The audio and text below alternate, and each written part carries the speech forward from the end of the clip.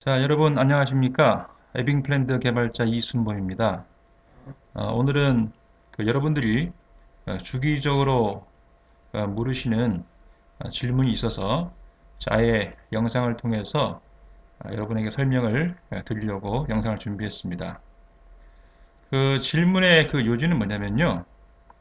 예를 들어 뭐 공시생 같은 경우는 아닌 것 같은데, 공시생 같은 경우는 이제 뭐 길면 시험 간격이 뭐 1년 정도 되지 않습니까?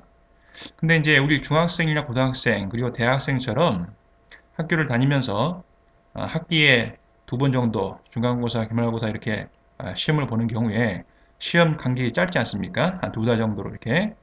자, 그런 경우에 학생들이 이제 복습을 에빙 플랜들을 통해서 쭉 하다가 시험 날짜가 가까워졌을 때 좀 약간 뭐랄까 좀 애매해진다 말이죠. 예, 그 이제 결국 그 말이 무슨 말이냐면 이 말이겠죠.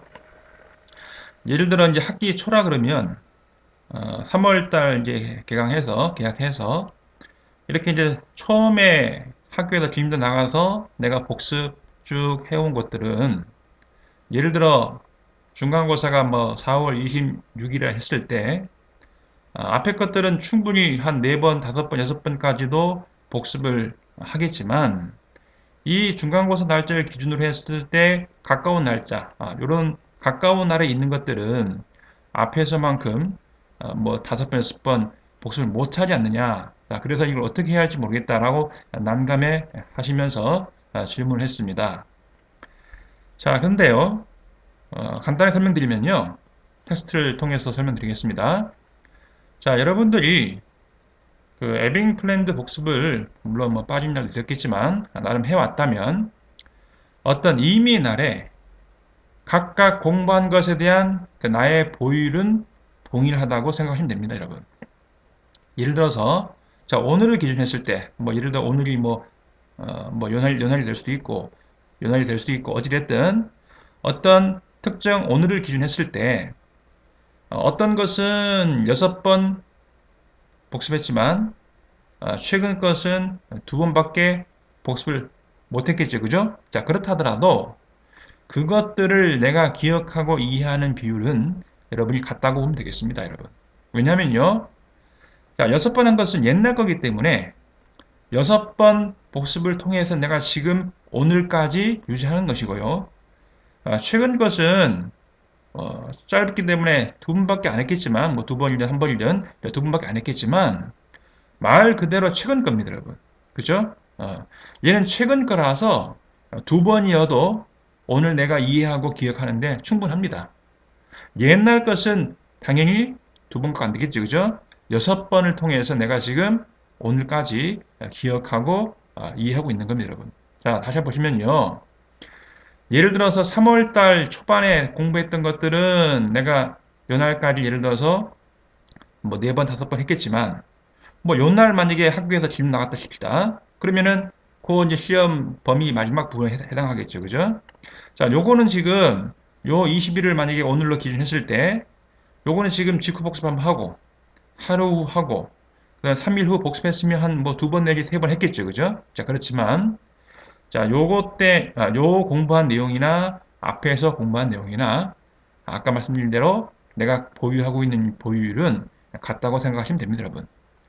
그래서 자, 요거는 최근 거기 때문에 2번이어도 충분하고 자, 옛날 것들은 옛날 거기 때문에 아까와 같이 2번 가지고는 안 되겠죠. 그죠? 4번, 5번, 심지어 6번을 통해서 내가 오늘, 이날까지 기억하고 이해하고 있다, 보유하고 있다라고 여러분이 이해하시면 되겠습니다, 여러분.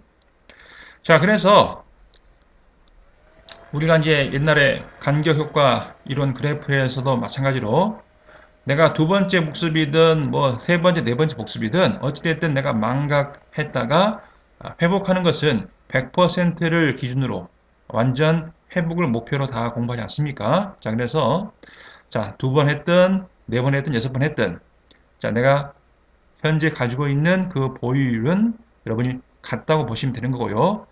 자, 그래서 결론적으로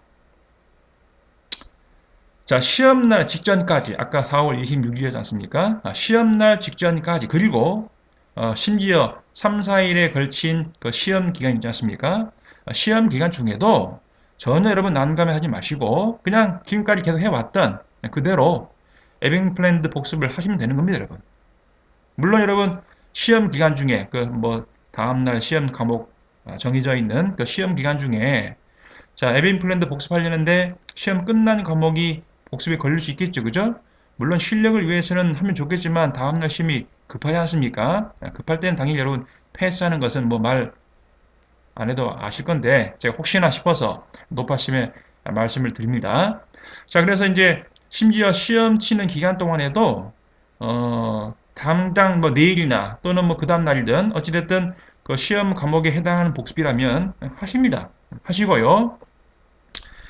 자, 그리고 이제 여러분 팁을 드리면 시험 날이 가까워지면 학교에서 여러분 진도 수업이 점점 줄고 심지어 직전에는 뭐 최소 하루 이틀 자습을 주지 않습니까? 그러면요 그때는 여러분이 지금까지는 학습 진도 나간 것만 단순히 적고 복습 계획은 할 필요 없이 에빙 플랜드가 제시를 해줬는데 그 시험 기간 가까운 그 몇몇일 동안만은 여러분이 시험 시간표에 맞춰 가지고 어차피 진도가 없으니까 학습이 없으니까요 자습만 있고 이렇게 하니까요 시험 시간표에 맞춰서 나름대로 시험 대비 총정리를 위해서 계획을 일일 플랜 한번 세우시는 겁니다. 예를 들어서 뭐 작년 기출문제 푸는 계획을 세우고 푼다든지 또 옛날에 복습을 좀 빼먹어서 좀 부족하다고 느낀 부분이 있으면 그 과목의 그 부분을 그때 여러분이 언제 복습해야 되겠다, 이 부분 해야 되겠다라고 계획을 해서 여러분 공부하시면 되는 겁니다. 즉 마무리 공사겠죠, 그죠?